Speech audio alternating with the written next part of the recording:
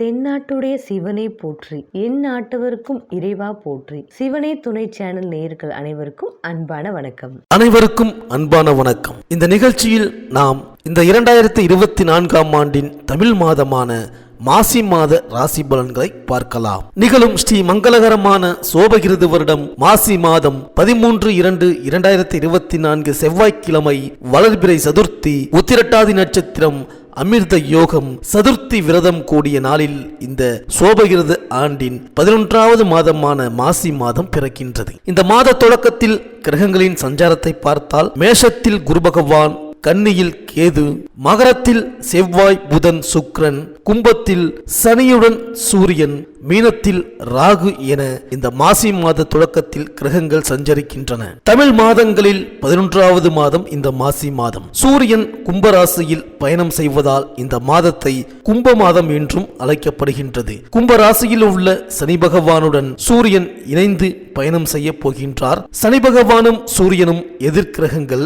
இந்த இரண்டு எதிர் கிரகங்களின் சேர்க்கையால் சில ராசிக்காரர்களுக்கு பல மாற்றங்கள் நடைபெற இருக்கின்றது. சூரிய பகவான் பிப்ரவரி 13ஆம் தேதி மகர ராசியிலிருந்து கும்பராசிக்கு பெயர்ச்சியாக உள்ளார். அதோடு அங்கு ஏற்கனவே ஜென்மசனியாக ஆட்சி அதிபதியாக சஞ்சரித்து வருகின்றார் சனி பகவான்.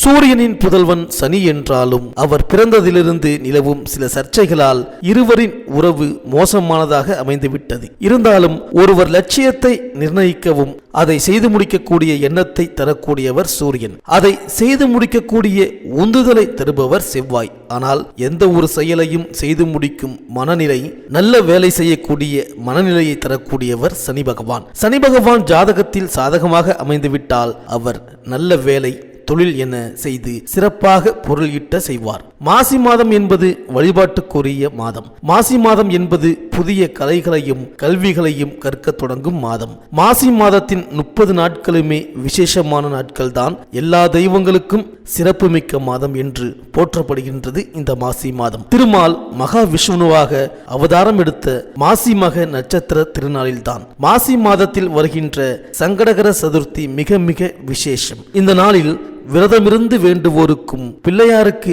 அருகம்புல் மாலை சார்த்தி வேண்டுவோருக்கும் எல்லாவித தோஷங்களில் இருந்தும் விடுபடச் செய்வார் பிள்ளையாரப்பன். மாசி மாதத்தன்றுதான் பார்வதி தேவி காளிந்தி நதியில் தாமரை மலரில் வலம்புரி சங்காக தோன்றினாள். சிவபெருமான் நிகழ்த்திய திருவிளையாடல்கள் ஏராளம். இப்படியான திருவிளையாடல்கள் பலவற்றை நிகழ்த்தியது இந்த மாசி மாதத்தில் தான். எனவே மாசி மாதம் முழுவதுமே சிவ வழிபாட்டுக்கு உரிய மாதம். மாசி மாதத்தன்று மந்திர உபதேசம் பெறுவதும் உபநயனம் செய்வதும் சிறந்தது. ஆழ்வார்களில் ஒருவரான குலசேகர ஆழ்வார் மாசி மாதம் புனர்பூச நட்சத்திர நாளில்தான் அவதரித்தார். அன்னதானத்தின் பெருமைகளை உணர்த்துவது இந்த மாசி மகம். எனவே மாசி மாதத்திலும் மற்ற அனைத்து மாதங்களிலும் எல்லா நாளிலும் நம்மால் முடிந்த அளவுக்கு அன்னதானம் செய்வது விசேஷம். இது 3 மடங்கு பலன்களை தரும். அப்பனுக்கு பாடம் சொன்ன சுப்பையா என்கின்றோம். மாசி மாத பூச நட்சத்திர தினத்தில்தான் முருகப்பெருமான் சுவாமி மலையில் தன் தந்தை சிவபெருமானுக்கு உபதேசம் செய்தார். மாதந்தோறும் வருகின்ற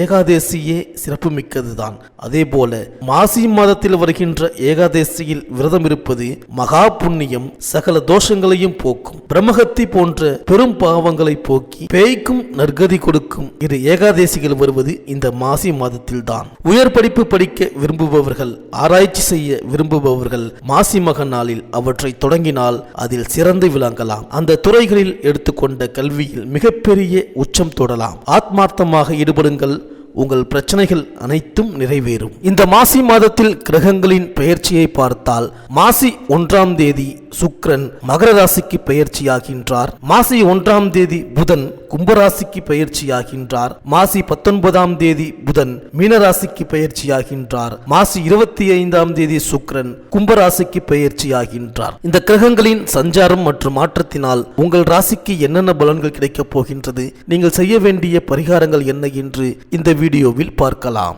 சந்திரனை ராசி அதிபதியாக கொண்ட கடகராசி அன்பர்களே, இந்த மாசி மாத கிரக நிலைகளை ஆராய்ந்து பார்க்கும் பொழுது இந்த மாதத்தில் உங்கள் ராசிக்கு 8ஆம் இடத்தில் சூரியன் அமர்ந்து சில தடைத்தாமதங்களை ஏற்படுத்தினாலும் யோகாதிபதியான செவ்வாய் மற்றும் குரு பகவானாலும் 3இல் அமர்ந்திருக்கின்ற கேது பகவானாலும் ஏகப்பட்ட அதிர்ஷ்டங்களை ஒவ்வொரு விஷயத்திலும் அடைவீர்கள்.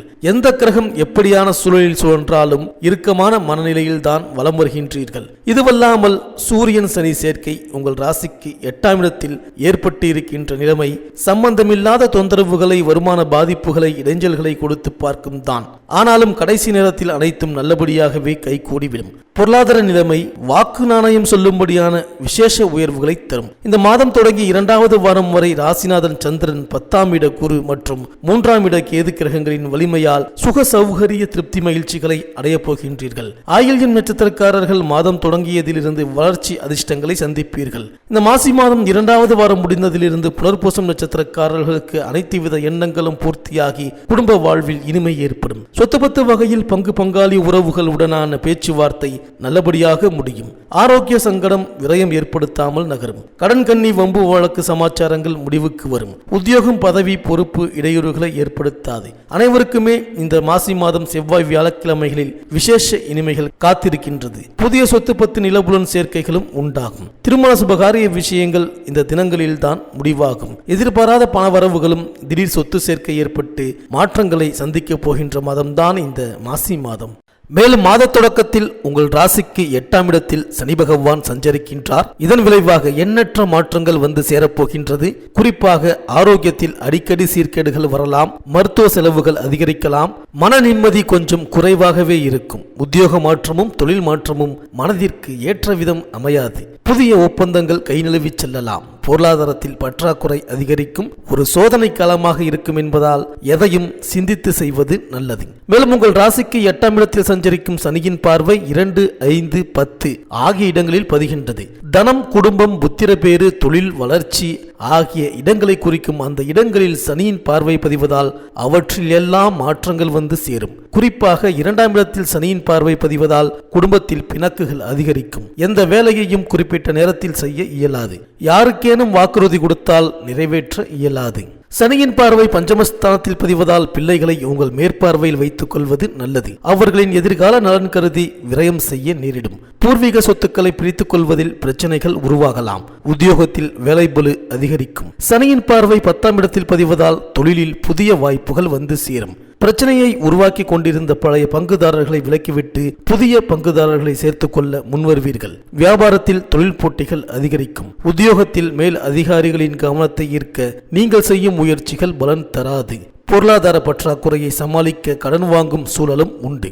மேலும் மாத தொடக்கத்தில் சனி பகவான் செவ்வாயின் சாரத்தில் சஞ்சரிப்பார். இதன் காரணமாக வீடு, இடம் சம்பந்தப்பட்ட வகையில் நீங்கள் எடுத்த முடிவு வெற்றி தரும். வீட்டை விரிவு செய்து கட்டுவதில் அல்லது கட்டிய வீட்டை பழுது பார்ப்பதில் ஆர்வம் கூடும். செவ்வாய் உங்கள் ராசிக்கு 5, 10 ஆகிய இடங்களுக்கு அதிபதி ஆவதால் பூர்வ புண்ணியத்தின் பலனால் உங்களுக்கு கிடைக்க வேண்டிய யோகங்கள் அனைத்தும் வந்து சேரும். சொந்தங்களுடன் பகையை வளர்த்து கொள்ளாமல் பார்த்து கொள்வது நல்லது. உத்தியோகத்தில் உங்கள் திறமைக்குரிய அங்கீகாரம் கிடைக்கும்.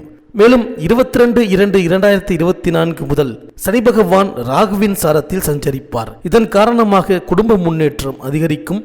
பெண்களின் சுப சடங்குகள், கல்யாணம், காதுகுத்து போன்றவை நடைபெறும். வியாபாரத்தில் தொழில் போட்டிகள் ஏற்பட்டாலும் சமாளித்து விடுவீர்கள். பிறருக்கு வாக்குறுதி கொடுக்கும் பொழுது கவனம் தேவை. உத்தியோகத்தில் நல்ல நிறுவனங்களில் பணிபுரிய வெளிநாட்டிலிருந்து அழைப்புகள் வரலாம். மேலும் மாத தொடக்கத்தில் உங்கள் ராசிக்கு 9ஆம் இடத்தில் சஞ்சரிக்கும் ராகுவால் பாக்கியஸ்தானம் பலம் பெறுகின்றது. அதே நேரம் சகாயஸ்தானத்தில் கேது சஞ்சரிக்கிறார். எனவே தொழில் வளர்ச்சி அதிகரிக்கும். தூர தேசத்திலிருந்து நல்ல தகவல் கிடைக்கும். தர்ம காரியங்கள் செய்யும் வாய்ப்பு உண்டு. தடைகள் தானாக விலகும். மங்கள காரியங்கள் மனையில் அடுத்தடுத்து நடைபெறும். உத்தியோகத்தில் உயர்வு உண்டு. ஆலய திருப்பணிகளில் ஆர்வம் காட்டுவீர்கள். புகழ்மிக்க ஆலயங்களுக்கு சென்று வரும் வாய்ப்பு கைகூடும். முன்னோர் கட்டி வைத்து சிதிலமடைந்த கோவில்களை மீண்டும் சரி செய்து குடமுழக்கு விழா காண்பதில் ஆர்வம் காட்டுவீர்கள். மேலும் மாத தொடக்கத்தில் உங்கள் ராசிக்கு 11ஆம் இடமான லாபஸ்தானத்தில் குரு சஞ்சரிக்கின்றார். அவரது பார்வை 3, 5, 7 ஆகிய இடங்களில் பதிகின்றது. எனவே முன்னேற்ற பாதையில் அடியெடுத்து வைப்பதற்கான முயற்சிகள் கைகூடும். திருமணம் கைகூடாதவர்களுக்கு திருமண தடை அகன்று வரன்கள் வந்து சேரும். பூர்வீக சொத்துக்கள் கைக்கு கிடைக்கலாம். தொழிலில் புதிய முதலீடுகள் செய்து வருமானத்தை பெருக்கிக் கொள்ள வழிவகை செய்து கொள்வீர்கள். இந்த கடகராசி பெண்களுக்கு புதிய வசதி ஆடம்பர உயர்வுகள் ஏற்படும். மாணவர்களுக்கு உயர்கல்வி வகையில் இடையூறு தடைகள் ஏற்படாமல் உயர்வு உண்டு. விவசாயிகளுக்கு புதிய நிலப்புடன் வாங்குகின்ற யோகம் உண்டு. கலைஞர்களுக்கு துறை சார்ந்த விஷயங்களில் விசேஷ வாய்ப்பு உண்டு. அரசியல்வாதிகளுக்கு கட்சி ரீதியான அனைத்து விஷயத்திலும் அமைதியாக நீங்கள் செயல்பட வேண்டும். உங்களுக்கு அனுகூலமான நட்சத்திரங்கள் மகம் பூரம் அஸ்தம் சுவாதி அனுஷம் பூராடம் திருவோணம் சதயம் அஸ்வினி மிருகசீரிடம் திருவாதிரை. இந்த மாத சனிக்கிழமை ராகுகால வேளையில் ஸ்ரீ காலபைரவருக்கு உங்களது வயது எண்ணிக்கையில் மிளகு முடிச்சு தீபமேற்றி வழிபட்டு வாருங்கள். இந்த மாசி மாதம் இந்த கடகராசி அன்பர்களுக்கு அனைத்தும் நன்மையே நடக்கும். இந்த வீடியோ உங்களுக்கு பிடிச்சிருந்தா லைக் பண்ணுங்க, உங்க நண்பர்களுக்கு ஷேர் பண்ணுங்க, மறக்காம சப்ஸ்கிரைப் பண்ணுங்க, பக்கத்தில் இருக்கிற பெல் ஐக்கானை கிளிக் பண்ணுங்க. மீண்டும் அடுத்த வீடியோவில் சந்திப்போம். நன்றி, வணக்கம்.